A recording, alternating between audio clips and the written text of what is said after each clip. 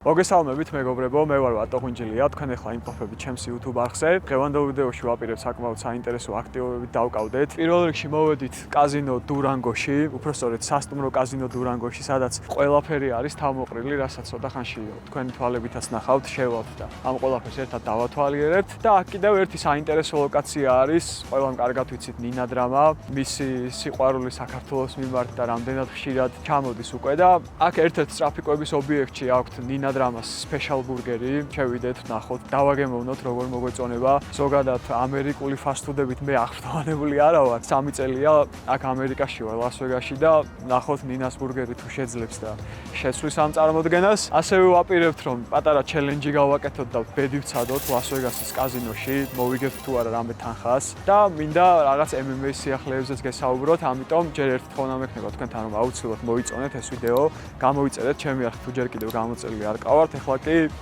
წავედით. ჯერ არც ერთ ისეთ ვიდეოში არ მეჩვენებია ეს კაზინო და საინტერესო ექსპერიენსი იქნება. წავიდეთ.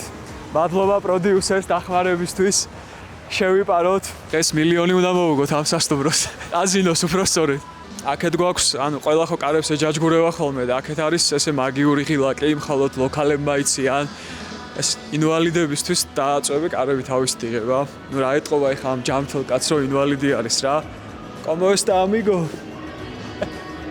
მოვედით ლოკაციაზე, ეს არის ირს ბურგერი, სადაც უნდა გქონდეთ წესი და რიგით ნინას ბურგერი, სპეშალი წამოშე უკვეთოთ.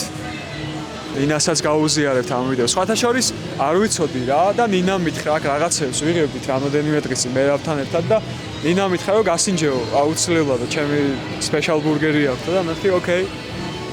მოვდივართ აქ. სამხედავ ნინას ბურგერს.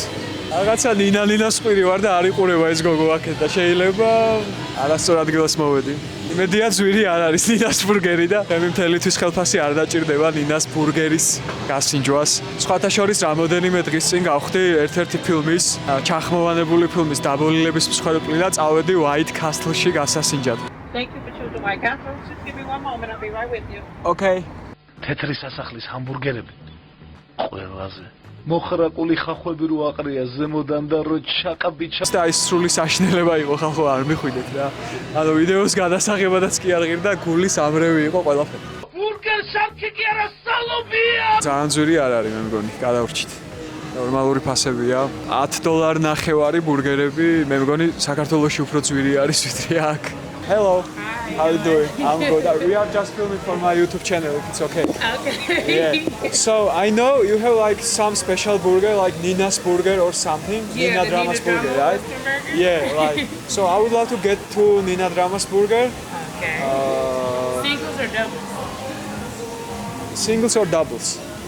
Singles. Yeah, I will try singles. So I will get medium size fries and 2 drinks. 2 drinks. What drinks would you like? Maybe. Pepsi, Diet Pepsi, Star. Okay, Pepsi. Yeah. You gonna have 2 Nina singles coming back and 1 fry. What's the name? Wato. V-A-T-O. Wait, what is it? Walter. Oh, Walter. Yeah. Thank you, Walter. აუ ეხლა ყველაზე გადაობა უნდა ვთქვა რა. ანუ ვატოს არა ვერ ამბობენ სახელს, მე რო ვეუნები ყველას მექსიკელი გონი ვარ და რო ვერ წერენ ხოლმე ვოლტერს ვეუნები ჩემს სახელს.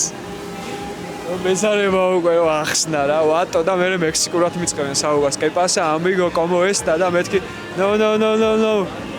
No Mexican, bro. Producers ხელი არ დაიღალა ხოძეა. Thank you so much. Thank you again. Appreciate you a lot.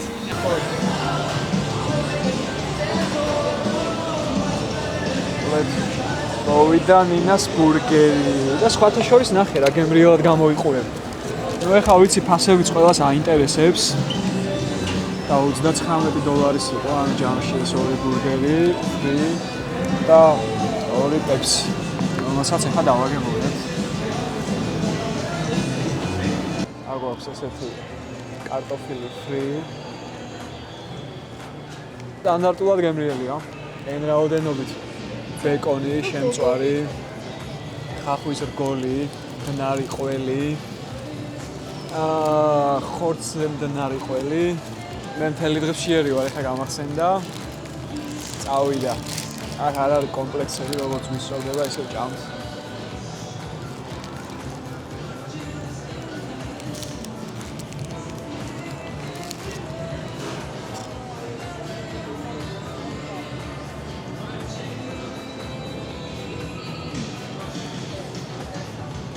კიდევ უნდა ჩავკვიჩო, რომ დავწმუნდე მართლა ის თუ არ ასას ვფიქრობ.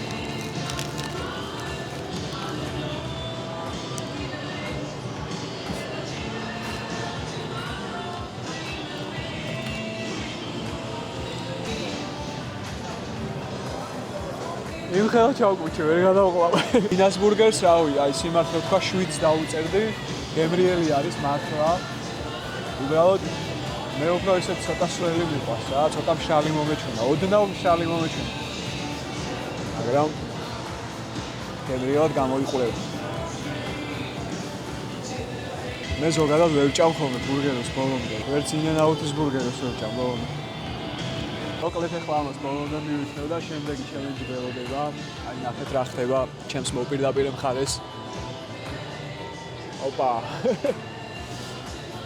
ეს არის ძალიან ჩვეულებრივი მომენტი მეგობრებო. სადაც არ უნდა შეხვიდე ლას-ვეგასში, სასტუმრო, არამე გასართობი ცენტრი, არენა, ჩვეულებრივი მაღაზია, 7-Eleven-ი, აბსოლუტურად ყოველდღე სათამაშო აპარატები დგას და ყველა ძალიან ოკეია ამასთან დაკავშირებით, იმიტომ რომ ძირითადად მარტო ნევადა შტატში არის კაზინოები დაშვებული. ნუ კიდევ არის რამოდენიმე ადგილას, მაგრამ ესე მასშტაბურად რო გაშენებული იყოს კაზინოები, ესეთი არ არის. და მინდა გაჩვენოთ, რომ აქ ბებოები და ბაბუები პენსიაზე გადიან, ამერიკელი ბებო-ბაბუები და რო ჩამოდიან, როგორ ერთობიან ჯიგრები, როგორ თამაშობენ, იგებენ თუ აგებენ ფულებს, ეს კი არ ვიცი, მაგრამ ნახოთ, საინტერესო გამოცდილება იქნება მოკლედ. ხოს ჯეკპოტის გამარჯვებულები ადამიანების ჯეკპოტი მოიგეს. ანუ ამით იმას გვეუბნებიან, რომ აქ თანხის მოგება შესაძლებელია.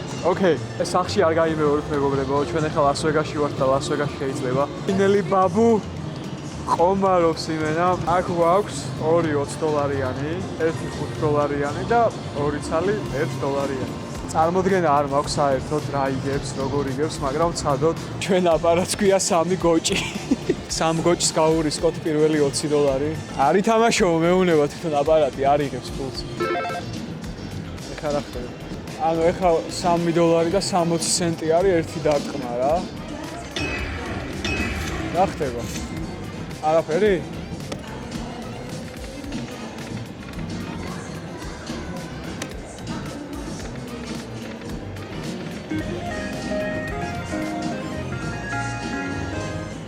$1 და 20 ცენტი. ოკეი, თანხა მოგვეწურა. ჩამოვედით $1 და 80 ცენტზე. ოკეი, კიდე ამოგვეწურათ ახლა ბოლობეთი. ამე მოგვაგებინე. წავაგეთ. წავედით. -$20. პროდიუსერს ვეკითხები მანიშნოს რომელი აპარატი მომაგებინებს. ოკეი, მოვედით შემდეგთან. ეს უბრალოდ ვიდეოსთვის მეგობრებო, რომ ნახოთ ვეგაში რეალურად რა ხდება. ეს ყველაფერი იგებს, აგებს 10 ცენტი. ჩემს სასტუმროს ხსნი $2-იანი. რა ხდება ეს? всё, რა ვქენ? $20 დავარტყი ერთ დარტყმაში? წავაგე. $7 დაგვრჩა მარტო. მერთო, წამო $1-იანი აპარატები მოვძებნოთ. აუ, ეს რა სისულელი დამემართ. ამიტომ მეგობრებო, მოხუც ბაბუებს არ უნდა აყვეთ. მოკლედ ჩვენი ბოლო გასროლა $1-იანი. აპულები წავაგეთ. არ ვიცი საერთოდ რა უნდა ჩავარდეს. ვაგებს.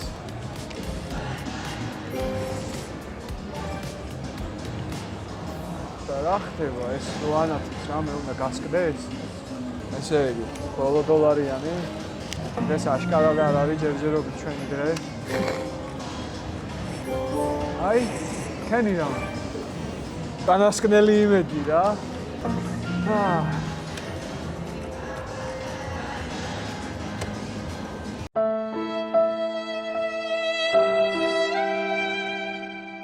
თქმა უნდა, ყველას გვაინტერესებს, როდის იქნება მერაბ დვალიშვილის და პიტერ იანის ტრილოგია, მესამე ბრძოლა. ბევრი ადამიანი წერდა ამას, კომენტარებში ძალიან ბევრი მიწერდა და მეც ძალიან მაინტერესებს, იმიტომ რომ მეც რა თქმა უნდა მოუთმენლად ველი და შემთხვევაში პიტერ იანზე არის ბევრი რაღაც დამოკიდებული, იმიტომ რომ ის არის ჩემპიონი, დიდ რისკებზე არ წავა, მაქსიმალურ ოპტიმალურ ფორმაში იქნება ბრძოლისთვის და მაგ დროს ჩაატარებს მერაბთან ბრძოლას. სხვა შემთხვევაში რა თქმა უნდა მოერიდება, იმიტომ რომ ყველა მიცის მერაბი ეხლა ამ ტრილოგიის 3 მაგათ და 4 მაგათ და 5 მაგათ ძლიერად დაბრუნდება და უკვე ამ განწყობით არის და რა თქმა უნდა, დაწყებული აქვს ამ ყველაფერზე მუშაობა. მე მინდა ერთი ფაქტი აღვნიშნო, ილია თითოფურიას დაბრუნდა, ჩემპიონს ბექ, როგორც ყველამ ვიცით. ნუ ის რაღაც მოვლენები რაც იყო, არასასიამოვნო, ცხოვრებისეული არის და რა თქმა უნდა, არავის სასიამოვნო არ არის, მაგრამ თავარია დაბრუნდა, მოკლედ სამუშაო ფორმაში არის, ვარჯიში დაიწყო და ჩემი აზრით და ჩემი ვარაუდით ილიას და გეიჯის ბრძოლა იქნება ალბათ White House-ში, თეთრ სახლში. წესიდარით ეს უნდა იყოს თავარი ბრძოლაც, რომელსაც მე პირადად სულ მოვთხოვად ველი, აი სასწაული იქნება რაღაცა. მაგრამ ეხლა ყველაზე ახლოს რომან დოლიზის ბრძოლა გვაქვს, რომანმა უნდა გააკეთოს კამბექი. ეხლა პოლონეთში არის და ემზადება.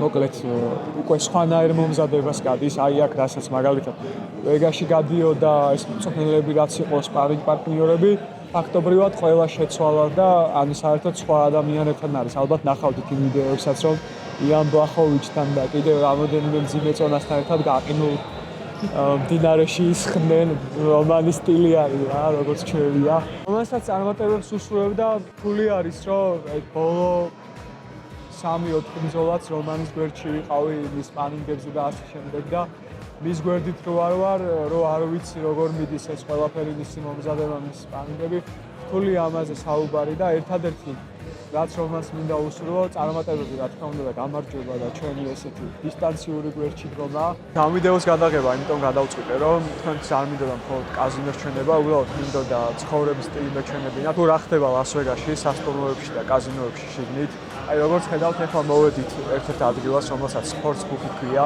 აი აქ მონიტორებზე სხვადასხვა სპორტის სახეობებს აჩვენებენ და თვითონ სასტუმროს დამსვენებლებს შეუძლიათ ნებისმიერ დროს შემოვიდნენ ბეთინგიც გააკეთონ სპორტზე უყურონ ამ სპორტის სახეობას უფასოდ თუ აქ ბარიც მუშაობს რაც რა თქმა უნდა დამსვენებლებისთვის კარგი არის და საინტერესო ანუ ჩემი იდეაც ამ ვიდეოს გადაღების ის იყო რომ მინდა სხვადასხვა ლოკაციები გაჩვენოთ თქვენ შეგიძლიათ კომენტარებში დატოვოთ თქვენი აზრი მაგალითად სად გინდათ რომ ვიდეო გადავიღო რა ლოკაცია იყოს შემდეგი იმიტომ რომ ძალიან ბევრი საინტერესო ლოკაცია არის ლას-ვეგასში მაგალითად ეს შეიძლება იყოს ლას-ვეგასის სფერო ეს შეიძლება იყოს UFC-პია თქვენზე არის დამოკიდებული მეგობრებო კიდევ ერთხელ მადლობა რომ მიყურებდით ერთი თხოვნა მექნება თქვენთან რომ აუცილებლად მოიწონოთ ეს ვიდეო გამოიწეროთ ჩემი არხი თუ ჯერ კიდევ გამოწერილი არ ყავართ და ჩემი შემდეგი ვიდეო სრულიად თქვენს ხელშია, უბრალოდ დატოვეთ კომენტარებში შემდეგი ლოკაცია, საიდან გსურთ რომ ვიდეო გადავიღო და მე პირობას გაძლევთ რომ ამას გავაკეთებ. აბა დროებით.